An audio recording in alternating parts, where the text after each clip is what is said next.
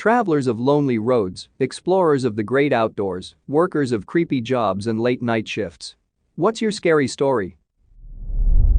I worked at a movie theater and most often worked the closing shift. One night, me and another manager were sitting in the small office. She was working on the nightly deposit and I was finishing up inventory numbers. We had a CD player that we would listen to at night with a stack of CDs sitting next to it. I stood up and changed the CD and sat back down. About a minute after, the entire stack of CDs launched itself across the room. One of the CDs hit my co-worker in the back of the head. She looked around and saw me sitting there dumbfounded with the CDs scattered all around me in the office. We quickly finished up and left. A couple of days later, one of the other day shift managers calls me and asks me what we were doing the prior night. She seemed really annoyed, which was out of character for her because we were friends. I asked her what she meant, and she asked me why we had dumped all of the security tapes onto the floor and left them there. I told her we hadn't touched the security tapes at all. The tapes were stored on top of the CCTV monitor on a small VHS tape shelf. The shelf hadn't been moved and only the tapes were on the floor. She also said that all of the sleeves from the tapes had been removed and thrown all over the place too. I used to have a buddy that lived in the same neighborhood, a few streets over. One night we were having a couple of beers in his backyard while playing cards. I had some things to do the next morning, so just before 10, I said my goodbyes and shoved off. It was a short walk, maybe 15 minutes door to door, so I never drove. Anyway, it was a nice night, uneventful trip. But when I got home, my roommate was coming out the front door, coffee in hand, and dressed for work. He gave me a funny look and said he thought I was asleep since my truck was in the driveway. I told him where I'd been and asked why he was going into work at night. That's when he kind of laughed and asked if I was drunk. We stared at each other for a minute, and then he told me it was just after 5 in the morning and he was going in just like he usually did. In my entire life, I'd never felt more confused than I did in that moment. I could tell he was dead serious, but I knew I had just left my friend's house. I checked my phone and sure enough. 5-something in the AM. My roommate left for work. I paced circles in the living room for a bit, then called the friend whose house I'd just left. He groggily answered and confirmed I'd left at 10 the previous evening. I have no idea what happened during those 7 hours of my life, and it gives me chills to think about it all these years later. I wasn't drunk, I wasn't tired, no one could have slipped anything in either of the 2 Coors Lights I'd had. No known medical conditions that would have caused me to black out, and nothing has happened like it since. I just don't know what happened to that time. When I was 18, my family and I took a vacation to Hawaii. My mother wanted to do the touristy thing and do the road to Hana. Normally you can take a tour bus up it, but that wasn't good enough for her. So we rented a car. The rental companies typically forbid driving that road because of the liability issues. That didn't stop my mother. We had a normal drive up there, plenty to see. We spent all day exploring. So by the time everyone was exhausted, it was night. Now, we were a good ways away from the road down, think back dirt roads of Maui. So what do? Go down some of the closed-off local roads. This one road, in particular, was a very narrow winding road over the edge of the island. You couldn't even stop on the road to get out and pee. If you looked over the edge, it was a straight drop into the ocean. Anyhow, so we were driving in the dead of the night, slowly, and we approached this weird bend that backs up to a heavily forested area, a small waterfall, and a cliff overhang just above us. My mother wanted to take some pictures of the moon, stars, ocean because it was breathtaking with no city lights. So we pull off to the side of this road, with just enough space to let another car pass you. I, of course, get out too. It was dead silent. Then all of a sudden I hear what sounds like a crying baby. Which was weird. We were in the middle of nowhere and hadn't seen anyone for hours. So, I'm just standing there, confused, and it stops. I motion for my mother to come over and ask if she heard anything. She didn't. So we stand there for a little longer and it starts up again.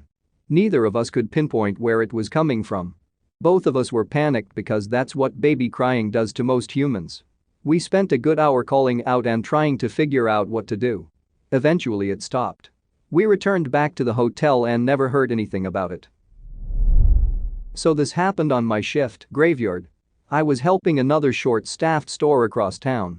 Had a woman come in, she seemed a little frazzled and is carrying a Bible, but otherwise she seems fine.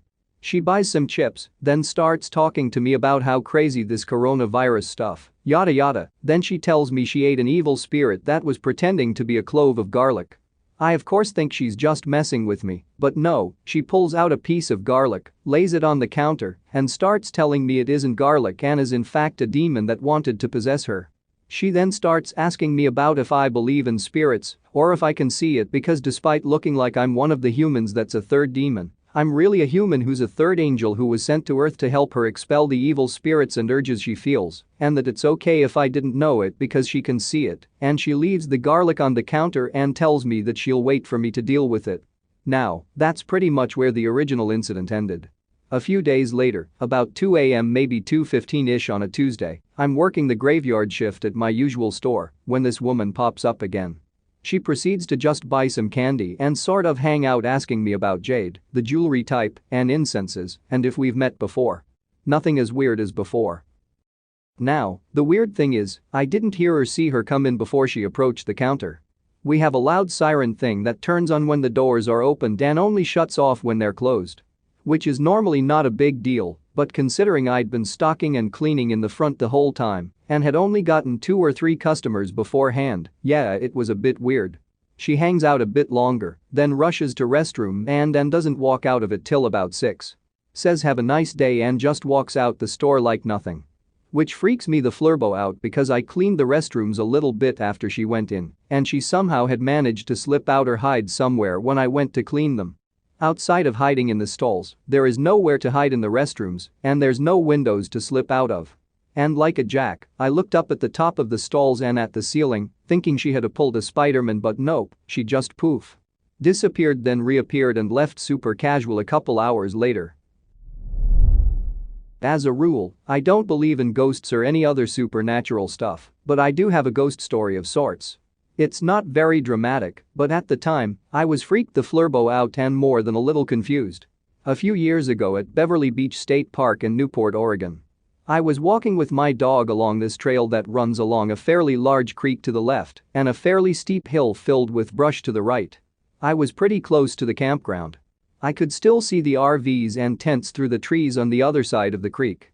As I was walking along, I saw another kid about my age, 14-ish, and I'm all by myself and feeling a bit lonely. I thought I'd approach him. About 50 feet away from him though, my dog starts panic barking. I mean freaking the flurbo out. Hackles raised, teeth bared, tail tucked, feet against the ground. Usually my dog is as friendly as he can be, so I was stunned. I'd never seen him act this way before.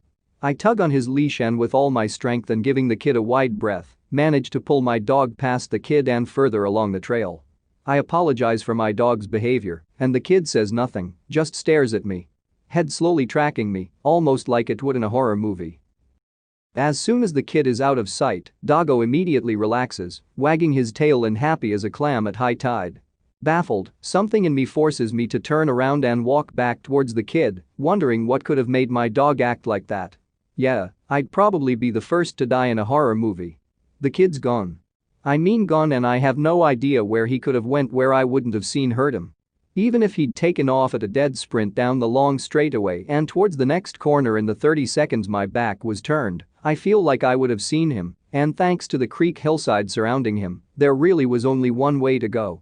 I suppose it's most likely that some shy kid terrified of dogs was equally scared fleebless of me and my dog as we were of him, but everyone I tell this story to that's the type to believe in ghosts are absolutely certain this was dog sensing an evil spirit. A few years back, I shared a house in the suburbs with a couple of roommates. It was a planned development with lots of benefits like a community pool, park, garden, etc. The downside was the local bus stopped running at around 8 p.m. I worked graveyards and early shifts nearby, not an issue. But my roommate, Luke, worked a night shift that only clocked off at around 10 p.m. Then he had to ride the city bus for an hour to get 10 miles out from where the house was. I told him if he covered some of my utilities share, I'd pick him up in my car and save him the late night walk home from the city bus stop. This worked out great, and another roommate, Jen, started to join me for the ride or to go on a late night snack run. One night I was sleeping and woke up to the sound of Jen calling my name over and over, Walkie, Walkie. I get up in a daze and think, darn, I fell asleep and missed Luke's text. Now we're late to pick him up. Jen's in the driveway under my window and still calling me, Walkie, Walkie. I tell her I'm coming and she stops. I'm rushing now because I have 2 roommates waiting on me, so I put on a jacket, go downstairs, grab the keys, slip on my shoes and open the garage and see nothing in the driveway except my car.